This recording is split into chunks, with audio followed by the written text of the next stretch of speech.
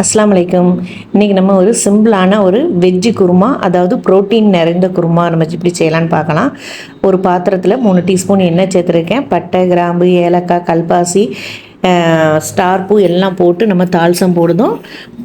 பாதி பல்லாரி கட் பண்ணி அதையும் போட்டுட்டு, இஞ்சி வெள்ளைப்பூடு பேஸ்ட்டு 1 டீஸ்பூன் மாதிரி அதையும் போட்டுட்டு நல்லா வதக்கி கொடுங்க.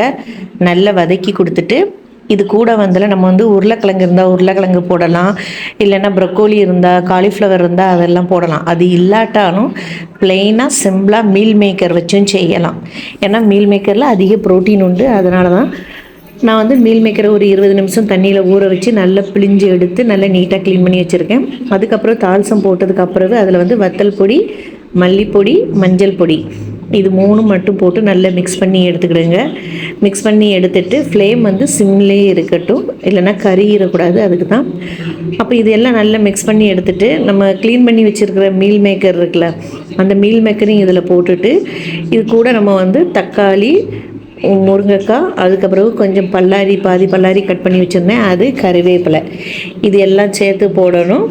போட்டுட்டு இதுக்கு மசாலா நான் தேங்காய், கசகசா, பட்டை, கிராம்பு, ஏலக்காய், கல்பாசி, 3 முந்திரி பருப்பு, இதெல்லாம் மிக்ஸ் பண்ணி நைஸாக ஒரு பேஸ்ட்டு மாதிரி ஒன்று அரைச்சி வச்சுருக்கேன். அந்த பேஸ்ட்டையும் நம்ம இதில் ஒன்றா சேர்த்துக்கிடுதோம். மீல் மேக்கர் சேர்த்துட்டு அது கூட நம்ம அரைச்சி வச்சுருந்த பேஸ்ட்டையும் ஒன்றா போட்டுட்டு, தேவையான அளவு தண்ணி, தேவையான அளவு உப்பு, அதையும் போட்டு நல்லா மிக்ஸ் பண்ணி நல்லா ஃபஸ்ட்டு ஒரு கொதி நல்லா கொதிக்கட்டும். கொதித்ததுக்கு அப்புறம் ஃப்ளேம் மீடியத்தில் வச்சுருங்க. வச்சுட்டு ஒரு 20 நிமிஷத்துலேயே இந்த குருமா நமக்கு ரெடி ஆயிரும்.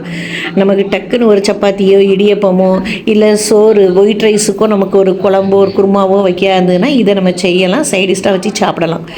இது கூட நம்ம கொண்டக்கடலையும் வேக வச்சு அதையும் ஒன்றா சேர்த்துக்கிடலாம். கொண்டக்கடலை, கிட்னி பீன்ஸ் இருக்குல்ல, இல்லைன்னா சிறுபயிறு, அதையும் நம்ம வேக வச்சு இதோட ஒன்றா சேர்த்துக்கலாம்.